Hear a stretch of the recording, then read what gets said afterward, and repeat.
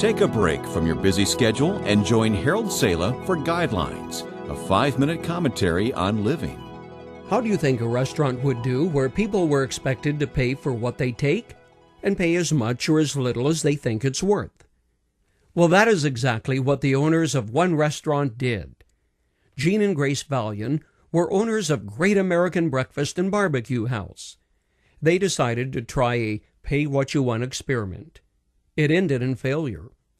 Some people have just no consciences at all, they said, explaining that most people paid just a shade under what they would have normally paid.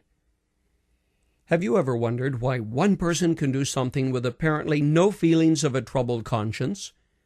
Say the youth who ate large portions of food and left almost nothing, and the little lady who ate almost nothing but left far more than it would have cost. Why can one person do something with a clear conscience and another struggle with the same issue? The My Lai incident in Vietnam well illustrates the polarity of conscience which condemns what another's conscience allows. The sad and grim account of the slaughter of innocent women and children came to light because one soldier's conscience convicted him. He knew what had taken place, and his troubled conscience forced him to break silence and tell about it. Yet when the guilty party was brought to trial, he explained that he did this because his conscience was troubled over the death of a buddy and friend. So, does conscience cause one person to do what another's condemns? The answer is yes. Until the turn of the century, mothers in India would take their firstborn infant to the Ganges and throw the innocent newborn babe into the waters which were thought to be sacred. She did it as a sacrifice to a pagan god.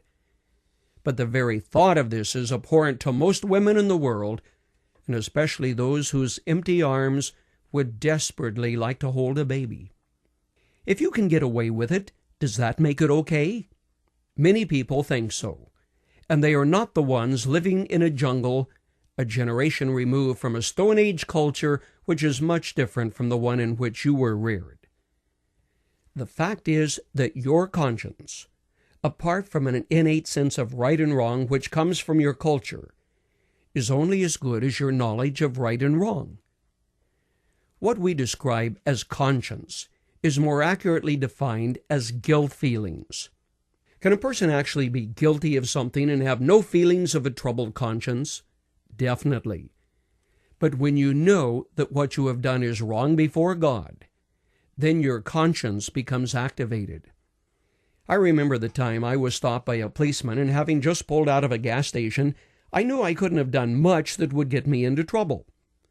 Thoughts of a burned-out taillight or out-of-date registration loomed as a possibility, but I knew it wasn't a big deal. "Do you know what you did was wrong?" he asked. "I didn't think I've done anything wrong," I said. "Well," he began, "you crossed over a double yellow line, and that's against the law." Ah, so it was, but I didn't know it. Now, I was guilty in the sight of the law as soon as I did that, but my conscience didn't bother me until I understood that what I had done is wrong.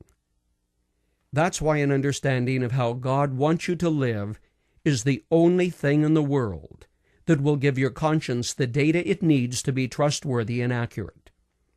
The bottom line, simply put, is not what you think, or what other people do, or what your culture will allow, but how God views your life. Remember, friend, He has the final word in saying what is right and wrong.